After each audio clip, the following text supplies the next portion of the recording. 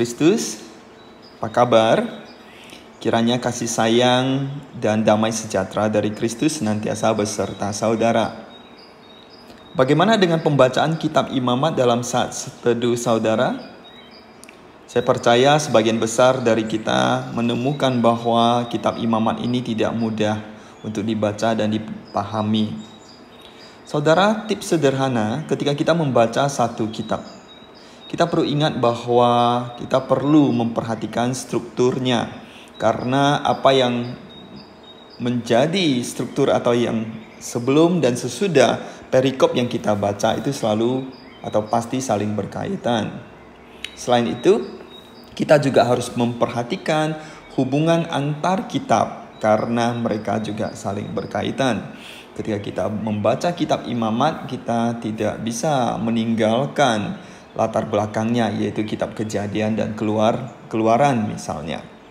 Begitu juga dengan melihat benang merahnya.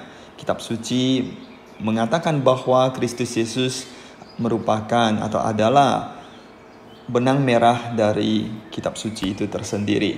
Jadi ketika kita membaca satu perikop firman Tuhan, kita memang harus mengingat beberapa hal yang baru saya sampaikan tadi, bahwa kitab suci tidak dapat dipelajari secara terpisah karena secara keseluruhan adalah satu kitab atau Alkitab yang tak terpisahkan.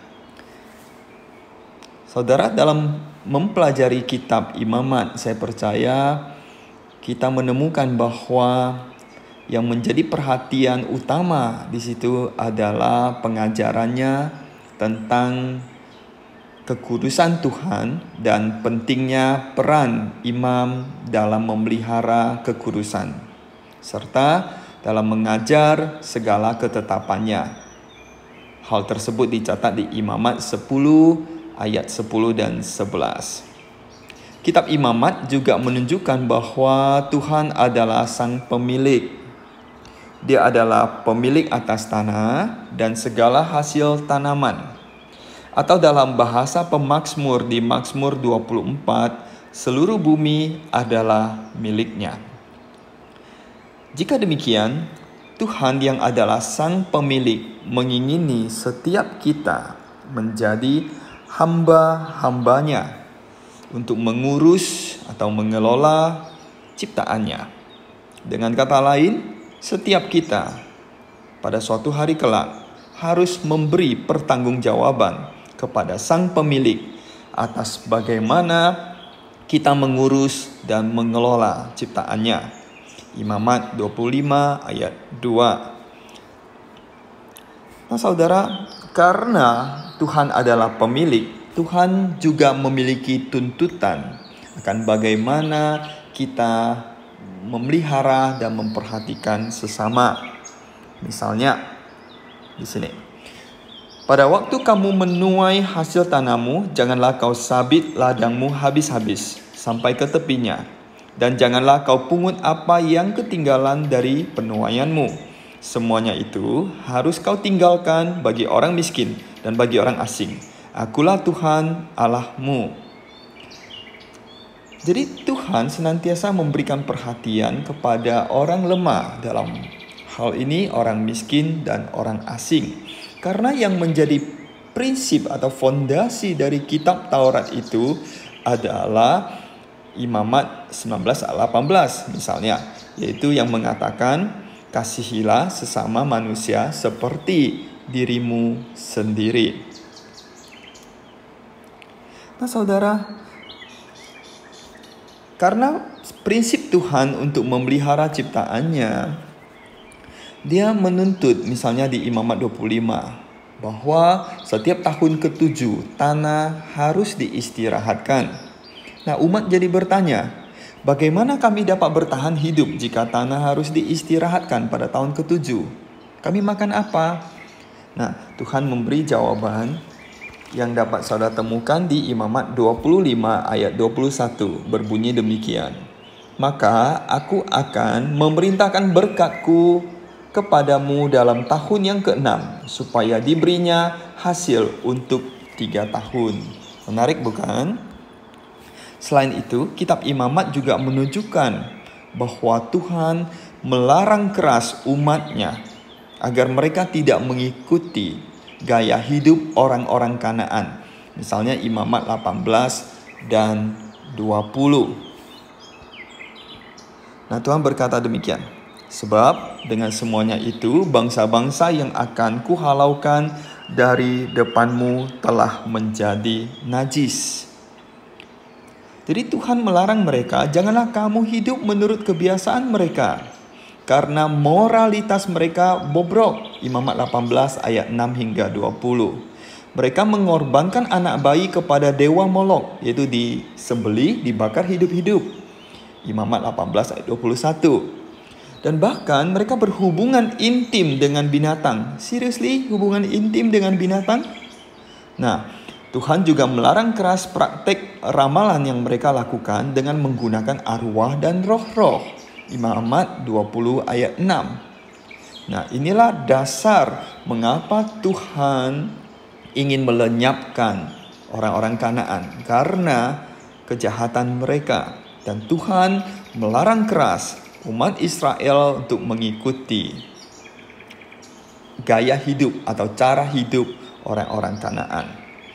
Kemudian ketika saudara membaca hingga Imamat 26, kita akan menemukan bahwa Tuhan berkata, jika saudara atau jika bangsa Israel menaati firman-Nya atau perintahnya, Tuhan akan memberkati mereka. Bagaimana jika tidak? Nah, Tuhan berkata demikian. Jika tidak, jika kamu tidak mendengarkan daku, aku akan mendatangkan kekejutan atasmu, batuk kering, serta demam. Jalan-jalanmu menjadi sunyi. Aku akan melepas penyakit sampar atau wabah penyakit. Sounds familiar? Tuhan juga mengatakan, aku memusnahkan persediaan makananmu. Aku akan mendatangkan kecemasan ke dalam hati mereka. Kalau kita baca 36 ayat 37 dan seterusnya, kita menemukan kecemasan seperti apa? Kecemasan atau anxiety, di mana mereka menjadi panik, gelisah, membayangkan dikejar musuh padahal tidak ada yang mengejar.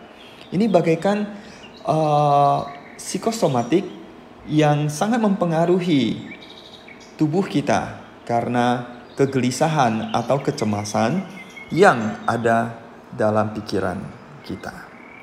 Saudara, kitab Imamat ini bagaikan sebuah panggilan agar setiap kita memeriksa kita apakah kita sudah hidup atau menjalani tugas kita sebagai hamba-hamba Tuhan di dunia ini dalam mengurus, mengelola ciptaannya. Kuncinya apa? Di Imamat 26 ayat 40 Tuhan berkata, kuncinya adalah mengakui kesalahan. Apakah kita sadar bahwa kita sudah gagal dalam mengelola bumi ini? Jadi kita harus mempertanyakan diri kita. Karena kitab Imamat ini bagaikan sebuah cermin untuk setiap kita. Apakah kita sudah mengurus milik Tuhan dengan baik, atau kita justru telah menjadikannya sebagai milik kita pribadi? Sudahkah kita menghargai sesama manusia sebagai penyandang gambar Allah, atau kita telah merendahkan sesama, terutama orang miskin dan orang asing? Singkat kata, kitab Imamat mengundang kita untuk memeriksa diri di tengah pandemi SARS-CoV-2 ini.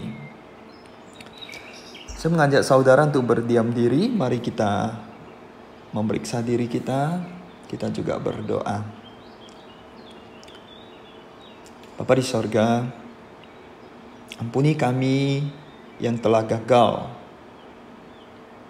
dalam melaksanakan tugas kami sebagai hamba-hamba Engkau di dalam mengurus dan mengelola bumi ciptaan-Mu. Seringkali karena keegoisan kami, kerakusan kami mengambil bagian dalam merusak bumi ciptaan Engkau. Tuhan, ampuni kami. Tuhan, tolong kami kiranya di tengah atau dalam kondisi di mana orang-orang dilanda ketakutan, kecemasan, berikan kami ketenangan, biarlah kami dapat menyebarkan ketenangan kepada sesama kami, dapat menginspirasi sesama untuk tetap bersandar, berharap pada Engkau di situasi sulit ini. Tuhan, tolong setiap kami, biarlah kami berjuang dalam memanusiakan manusia, karena setiap orang merupakan penyandang gambar-Mu. Pulihkan kami Tuhan, biarlah kami sungguh-sungguh memperhatikan sesama kami, biarlah gereja-Mu mengambil bagian dalam